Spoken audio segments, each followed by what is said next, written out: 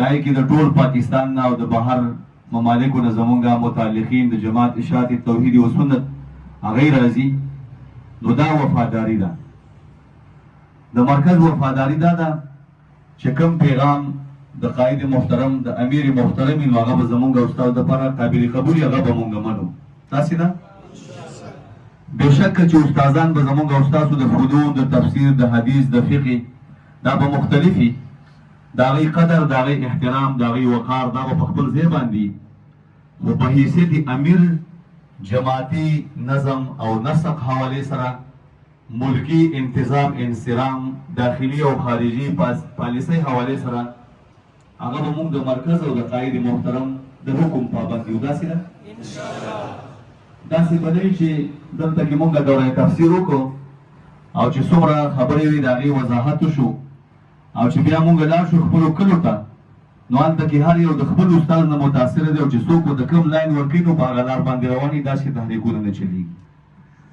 د دې تحریک د چلولو لپاره چې کشران دې منظم شي نو د طلبه توحید و سنت بنیاد قائد محترم په خپله یې ښودلی او 40 کاله هغې په خپله د قرآن کریم درس وکړو.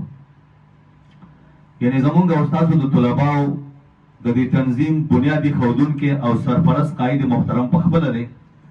نو ماشاءالله د دې وجې نه د هغې په درس کې په زرګونو خلک دی او دا تعداد لکونو ته رسېدل دی او الله دې نور هم ورسوي. د میډیا دور دی، مختلفې پراپیګنډې کېږي، طلبا هغې ګمراه کېږي، هغې بېلارې کېږي. ځکه اکثر کشران دي هغې دا فرق نشي کولی چې یاره د چا خبره ومنو څه وکړو. نو زموږ ذمه دار چې کوم پیج دی د ابوالیمان قائد محترم په نوم باندې په هغې کې تقریبا د 3 لکو پورې کسان دي، 2,70,000 پورې هغې کې د هغې فالوورز دي. هغه د قائد محترم پیج دی، هغې چې څومره خبرې کوي او چې کومه بیانیه جاري کړي هغه به زموږ ستاسو په حیثیت جماعت او تنظیم هغه به زموږ ستاسو بیانیږي.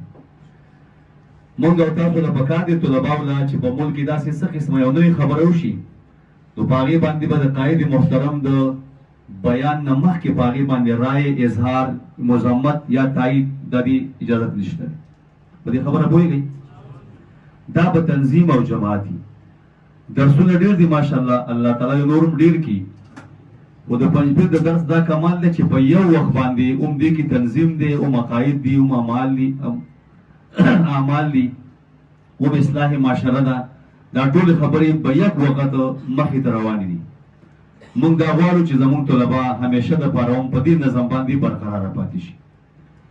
تاسو کې چې څومره علما کرام دي فارغ نو هغې به په خپلو اضلاعو کې د جماعت اشاعت توحید و سنت د تنظیم سره یو ځای او چې کوم طلبا یې نو تنظیم طلبه توحید و سنت تاسو به د هغې سره وابسته یې چې ستاسو د ضلعو تنظیمونه هم فعال دي، بیا د تحصیل دي، د یونین کونسل وغیره د ویلیج کونسل نه روانه او د ضلعې بره سره پورې چې څومره تنظیمات دي تاسو به د هغې پابند یې.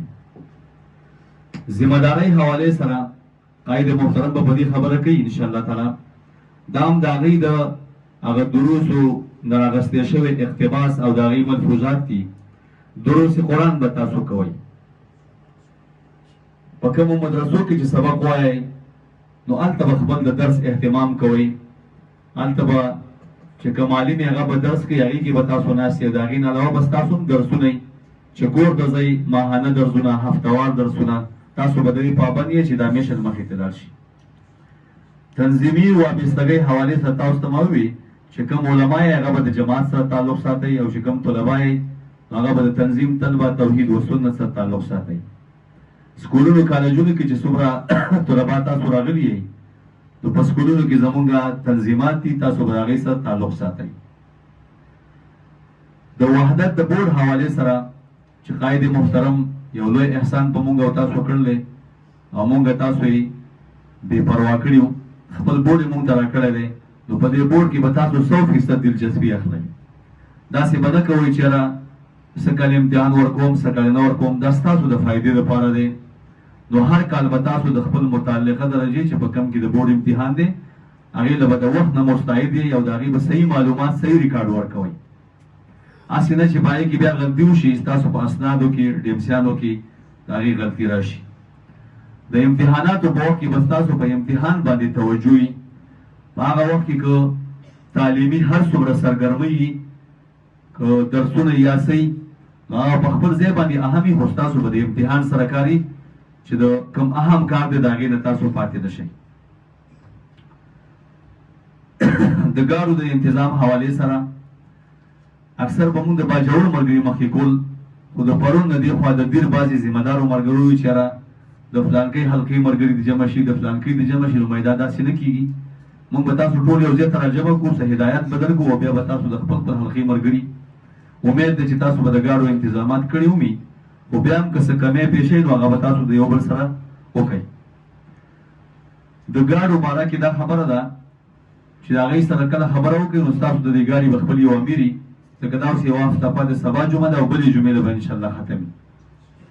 نو د هغې به یو امیر تاسو مقرر کړئ، د هغه امیر په مشرۍ کې به تاسو د هغه د هدایاتو مطابق په سیټونو کښېنئ. د ملکي نظم او ضبط به تاسو خیال ساتئ، ځکه تاسو د قرآن طالبان یې، نو ستاسو اخلاق به د هر چا نه بهتر وي. دا نه چې په دغه تاسو د ډرایور سره شر کوئ یا په یو چیک پوسټ باندې ودرېږي چغې ووایئ څه کوئ. بهتره خو دا دی چې د پاکستان جنډه او د اشاعت جنډه په ګاډي ولاړئ، هېڅ قسمه رکاوټ به تاسو ته نه وي. د سرکاري عملې سره به تاسو په ښه اخلاقو باندې پیش راځئ او خبره به ورسره امیر کوي. پکار دی چې امیر مخکې سیټ کې ناست دي، چې څه خبره وي نو هغه به وایي چې دا د پنجپیر د 10 طلبا دي. یعنې مونږ او تاسو به دا ښه تاثر چې دلته په دې مرکز کې مونږ واخیسته د قاید محترم نه، مونږ او تاسو به د دې ترجمانان یو انشاءالله تعالی.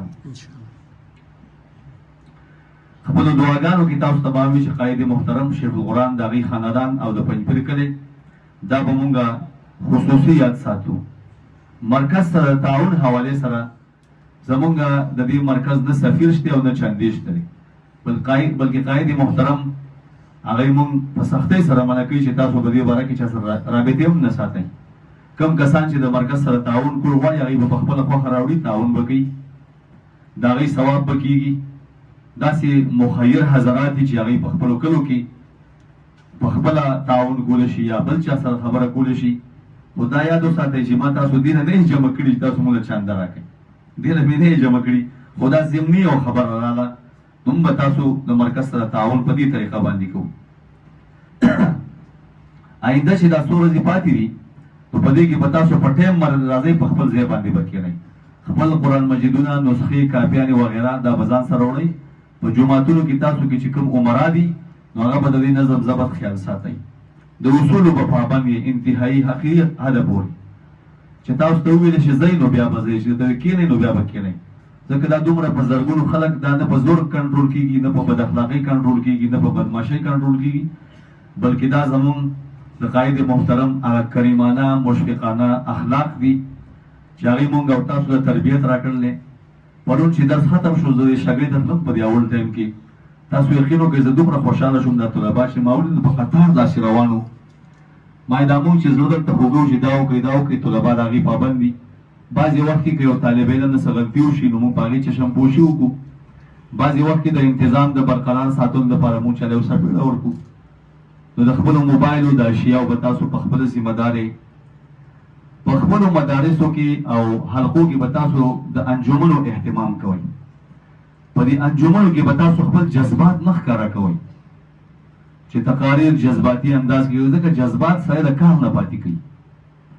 مخکې به زمونږ دا ترتیب و چې مونږ به انجمنې کولې، نو دا انجمن دپاره به مونږ د العرفان نه موضوعات منتخب کول.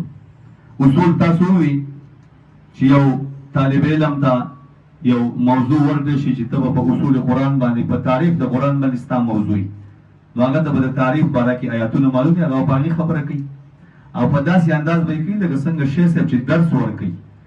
نو یو خو به ده کې شعور او فکر راځي، دویم دا چې کوم کسان دلته ناست دي هغه به د ده په خبره باندې پوهېږي. او دا یاد وساتئ که کشران تاسو د اوس نه جذباتیان کړل نو دا جذبه بیا اخر پوره کول غواړي، نو بیا دغه صلاحیتونه چې د جذباتو په بنیاد مخې ته راشي هغه په غلط ځایونو کې استعمال شي او طلباو هغه صلاحیتونه ختم شي. داسې یو طالب علم ته په دغه موضوعاتو تاسو په دغه موضوعاتو به تاسو هغوی له دغه ورکوئ، د تیارۍ لپاره ټایم ورکوئ، په دې به خپل انجمنې برابروئ.